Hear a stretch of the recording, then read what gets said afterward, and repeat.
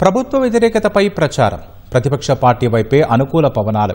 జూబ్లీహిల్స్ ఉప ఎన్నిక ముంగిట కాంగ్రెస్ ముందున్న పరిస్థితి ఇది. అయితే ఈ అవరోధాలన్నీ అధిగమించి నవీన్ యాదవ్ విజయ దుందుబి మోగించారు. స్థానిక అభ్యర్థి బీసీ నినాదం, మజ్లిస్ మద్దతు, అధికార పార్టీగా ఉన్న అనుకూలతలు, ఇలా ప్రతి అంశాన్ని హస్తం పార్టీ అస్త్రంగా మలుచుకుంది. ప్రతిపక్షం విసిరిన సెంటిమెంట్ అస్త్రం హామీల అమలుపై విమర్శల్ని తిప్పికొడుతూ ప్రతిపక్షం నుంచి విజయాన్ని దూరం చేసింది. సీఎం రేవంత్ రెడ్డి వ్యూహాత్మక ఎత్తుగడలు, వాగ్బాణాలు, వాగ్దానాలతో పార్టీని గెలుపు తీరాలకు చేర్చారు.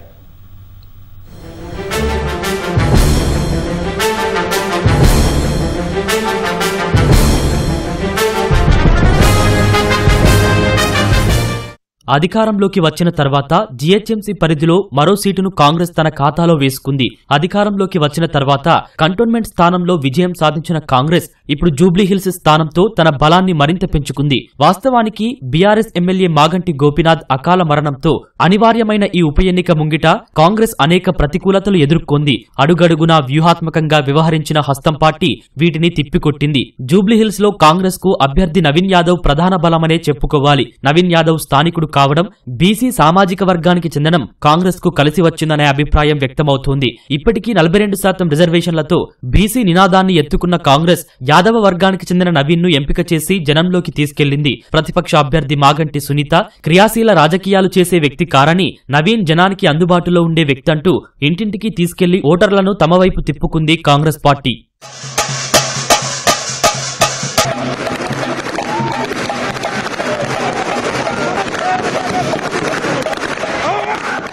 నియోజకవర్గంలోని సామాజిక సమీకరణాల్ని అంచనా వేసుకుంటూ కాంగ్రెస్ వ్యూహాత్మకంగా వ్యవహరించింది.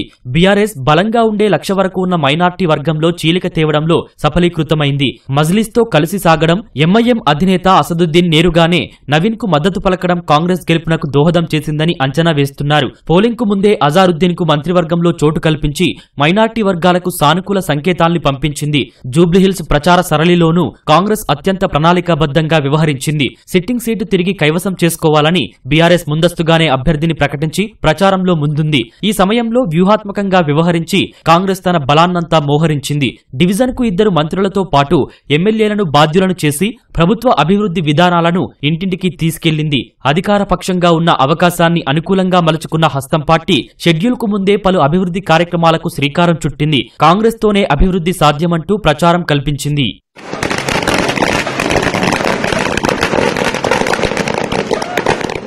సీఎం రేవంత్ రెడ్డి వ్యూహాత్మక ఎత్తుగడలు కాంగ్రెస్ విజయంలో ప్రధాన భూమికలు పోషించాయి. 4 రోజుల పాటు చేసిన రోడ్ షోలు కాంగ్రెస్ విజయావకాశాలను మెరుగుపరిచింది. సీఎం స్థాయిలో ఉండి డివిజన్ స్థాయి ప్రచారం ఏంటనే విమర్శలను తిప్పికొడుతూ వాగ్దానాలు, వాగ్బాణాలు సంధించారు.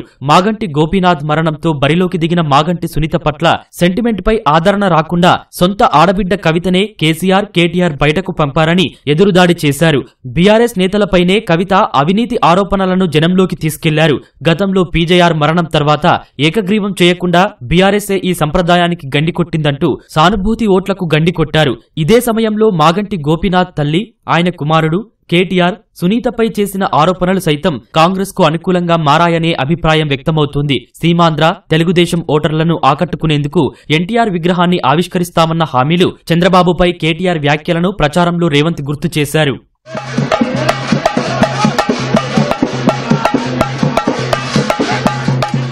టికెట్ పెంపు అదనపు ఆదాయంలో 20% వాటా సినీ కార్మికులకు ఇస్తేనే రేట్లు పెంచుకునేందుకు అనుమతి ఇస్తామన్న రేవంత్ రెడ్డి వ్యాఖ్యలు ఆ వర్గాలను కాంగ్రెస్ వైపు మళ్లేలా చేశాయి. బీఆర్ఎస్ గెలిస్తే ఫ్రీ బస్సు, ఉచిత కరెంట్ వంటి హామీలు కోల్పోవాల్సి వస్తుందనే ప్రచారం కూడా కాంగ్రెస్ కు కలిసి వచ్చిందని రాజకీయ విశ్లేషకులు అంచనా వేస్తున్నారు. రాష్ట్రానికి బీజేపీ సైతం చేసిందేమీ లేదంటూ కమలదళాన్ని సైతం ఇరుకున పెట్టిన రేవంత్ ముస్లిం టోపీ పెట్టుకోవడంపై బండి సంజయ్ చేసిన ఆరోపణలను సైతం తిప్పికొట్టారు. కిషన్ రెడ్డి, కేటీఆర్ అభివృద్ధి నిరోధకులుగా మారారని, కారుకు వేసే ఓటు ఢిల్లీకి వెళ్లి కమలంగా మారుతోందంటూ తనదైన శైలిలో ఆరోపణలు చేశారు. బీఆర్ఎస్, బీజేపీ గెలిచినా అభివృద్ధికి చేసేదేమీ లేదంటూ జనంలోకి తీసుకెళ్లారు. ఇలా ముఖ్యమంత్రి, మరోవైపు మంత్రులు, ఎమ్మెల్యేలు కలిసికట్టుగా జూబ్లీహిల్స్ లో కాంగ్రెస్ ను విజయ తీరాలకు చేర్చారు. ఈ గెలుపు ద్వారా రేవంత్ రెడ్డి ప్రజాపాలనకు ప్రజా మద్దతు లభించిందని స్పష్టమైన సంకేతాల్ని పంపించారు.